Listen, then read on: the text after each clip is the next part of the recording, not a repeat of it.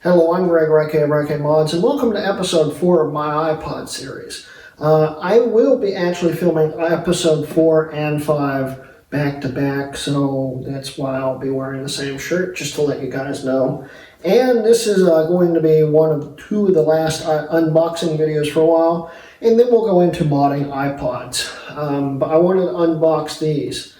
And in today's episode, we'll be unboxing the iPod by HP 40 gig, aka my very first iPod. And there's a lot of backstory to this. And yes, this is the iPod by HP.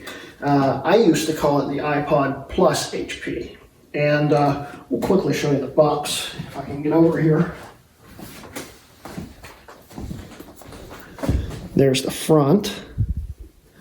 Let's turn this light off, see if that helps. Nope, that makes it worse. Okay, there's the front. Sorry for the glare.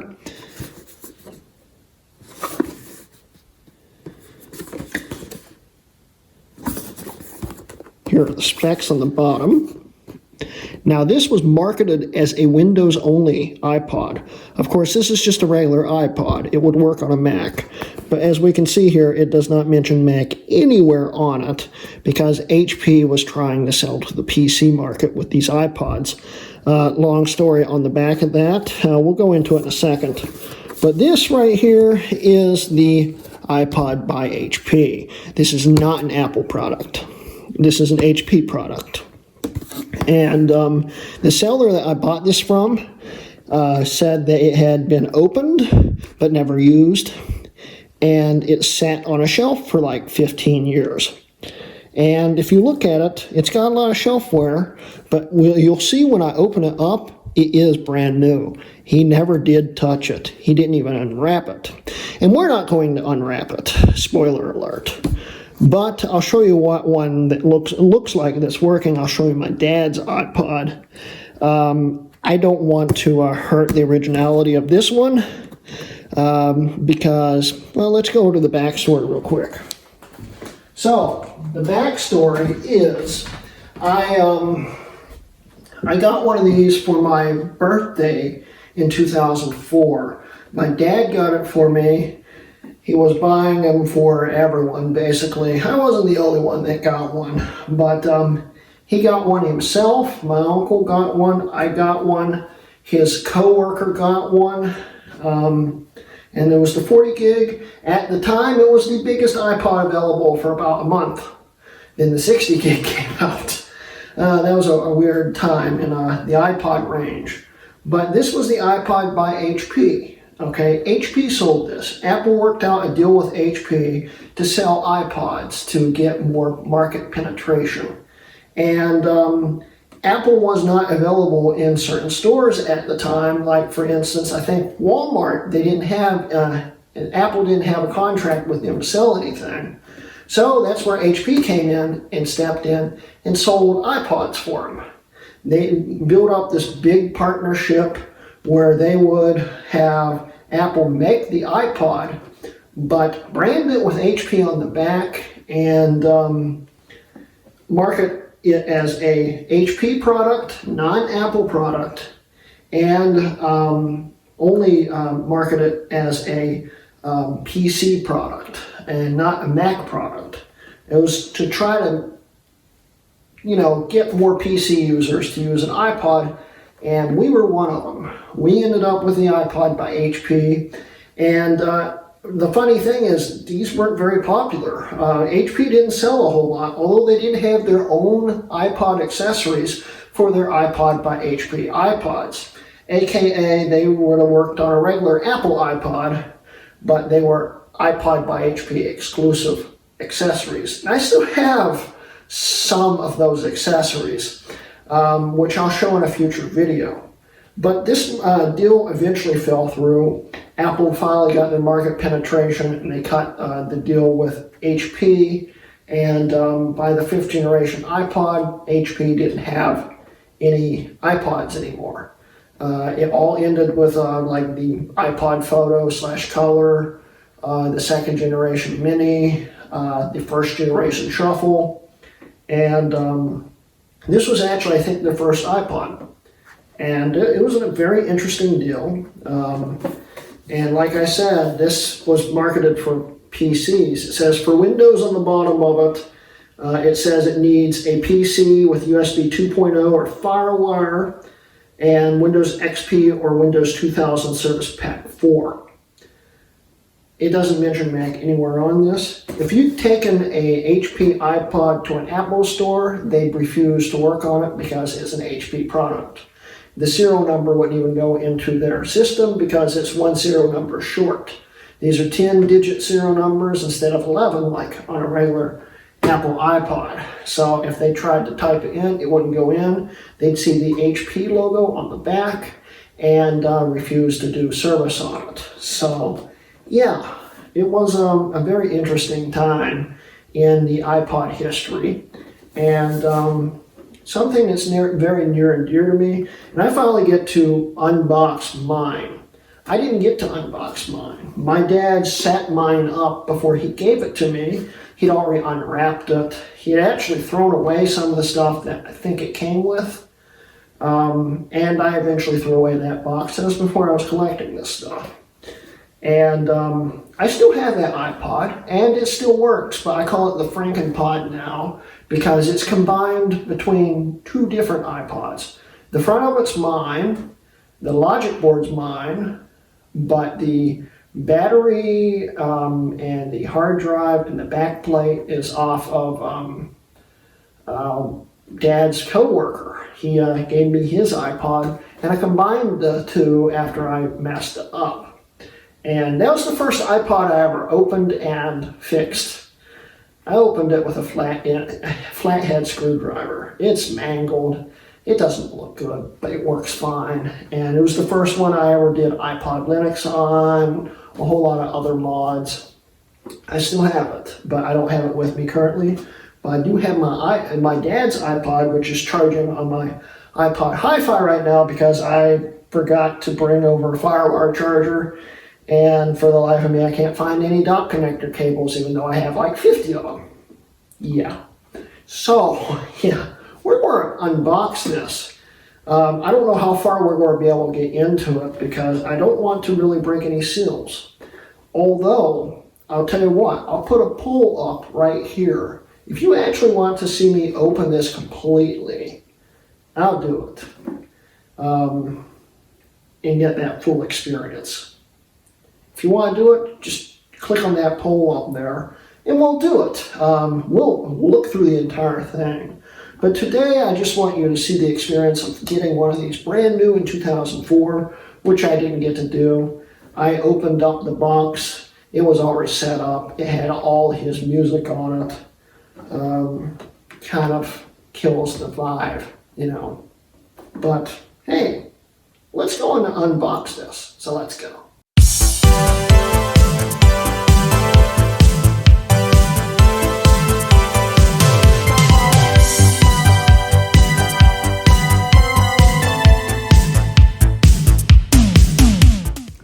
All right, so here is the iPod by HP. And we'll once again look at the box right here. Pretty neat, a little worn out, got some shelfware, but that's all right. So we're going to be unboxing it. And like I said, I'm not sure how much I can show you, but we'll do a quick demonstration with my dad's iPod.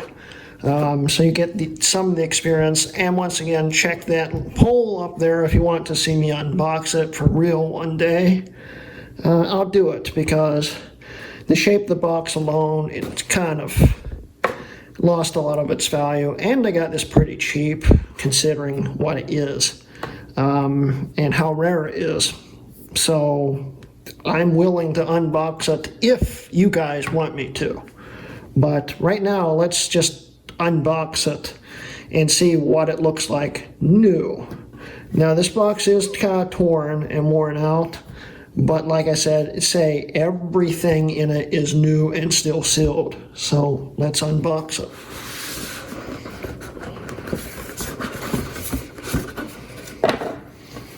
Set that over here.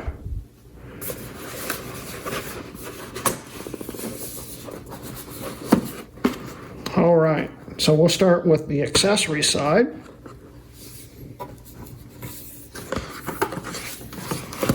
That's what you'd see when you opened up.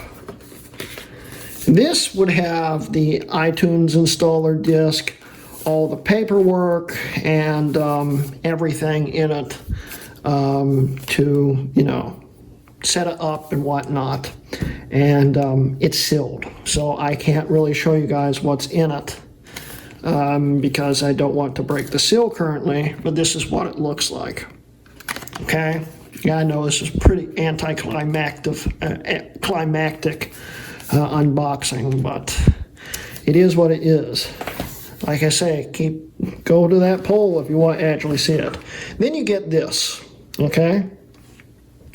Brand new headphones, and I actually still have the ear pads in my drawer at my house, and they're still sealed in the package because I never used them.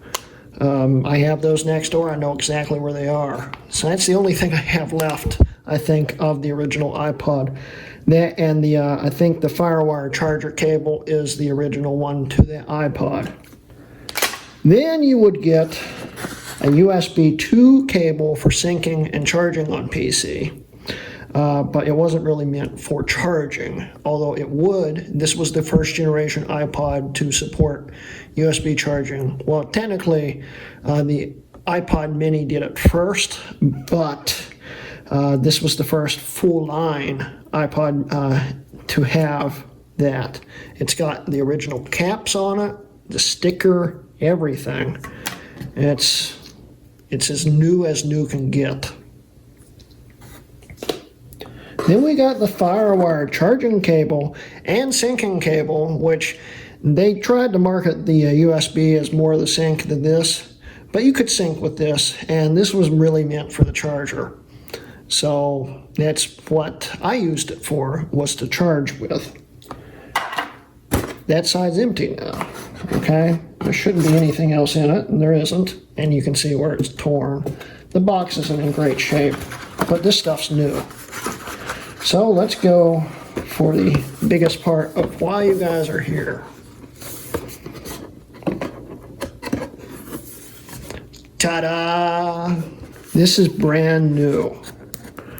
It has not had a single human finger touch this since it left the factory in China, or where was it made? In China.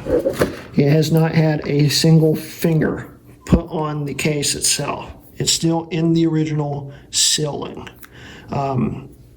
plastic. So, yeah, that's what it would look like brand new. There's the HP logo, 40 gig, the serial number, copyright 2004. It's still sealed. It has not been touched. This is brand new. And if you want to see me, you know, actually unwrap it one day, you know what to do. But there is one other thing in this box, and that would be, if I can get the box back open, right under this cardboard piece. Lift it up, and there we get the charger / syncing dock, which is still sealed. It looks like it's been a little damaged, but it's still in the original shape. Casing here. It says to remove right here. It has never been peeled off. That's the dock connector. And then we get the FireWire charger brick, which is still sealed. And that's what it's like to unbox an original iPod by HP. Now, you guys may want to actually see one working. An all-original one, which has the original battery and actually still works and has roughly 10,000 songs on it. So let's put this stuff back.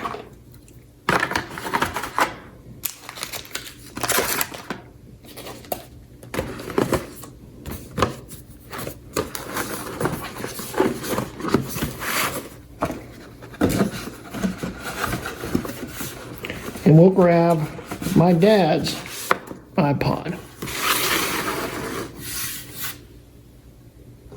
This has been charging for a few minutes. It says it's got half a charge. I don't believe it, but yeah. So let's turn this off real quick. We'll just go over it really quick. This is my dad's iPod. He kept it in a case most of its life. It's not in awful shape. There's some scratches, of course. He used it. The last time he really used it, I think he had it in his car in about 2007 for a while, and then it sat in a drawer. And believe it or not, when I found it a few years ago, it still worked. It even powered on. It hadn't been charged for probably years. I have no clue how, because when I tried to power this on after it being sitting for a few months in a box, it wouldn't do it. But now that it's had some charge, it works.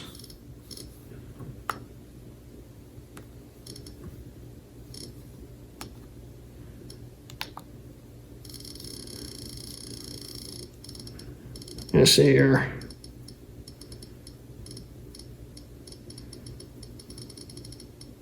I have a lot of different music on here.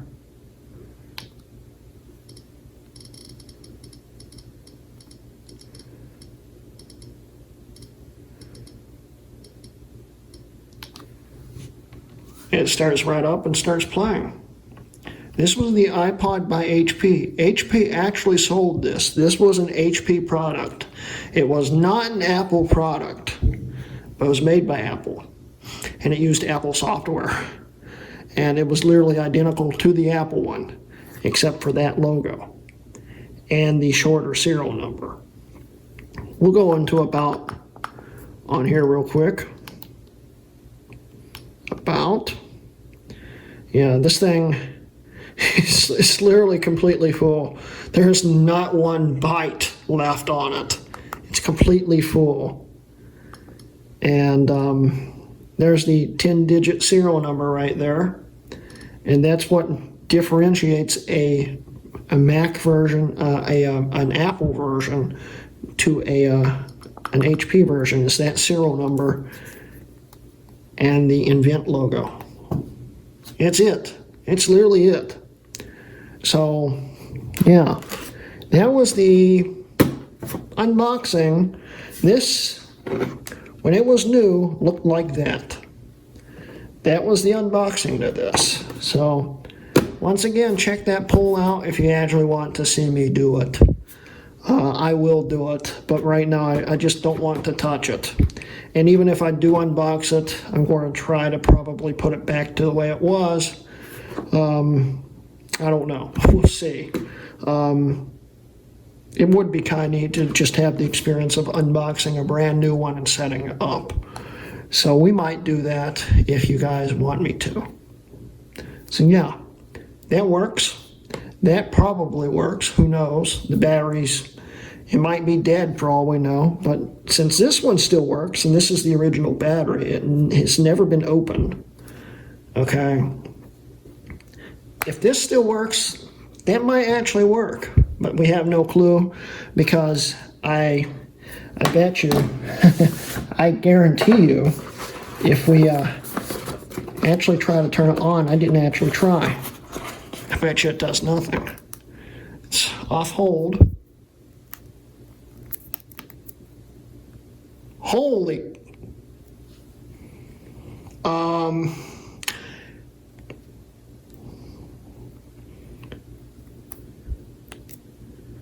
Did you guys see that? I saw an Apple logo for a second there. The battery's still good, apparently. That's a shocker, honestly. It could be an interesting video, but I'm not going to do it anytime soon. Unless you guys want me to. So yeah, it's... I can't believe they actually tried to turn on. Wow. Okay, well, how about that? Anyway, so yeah, I hope you guys enjoyed today's video. And, you know, these things, they still work. At least this one does. And that's what my first iPod was. And you may see my first one in the future, see the embarrassment of it. It looks bad, but it still works. So anyway, guys, I hope you enjoyed today's video. Don't forget, I am now sponsored by cellularmac.com. So if you go to cellularmac.com/RocketMods and sell them something, it will help me out and it will help you out because you'll be making money. Also, don't forget, I do now have a Patreon where I release these videos a day early, sometimes even earlier than that. So if you want to go and see the videos early and help support me in buying this stuff, go out and check that out. And there'll be a link at the end of the video and also in the description. And yeah, it's a fun time. So anyway, guys, I hope you enjoyed. And this has been a RocketMods video.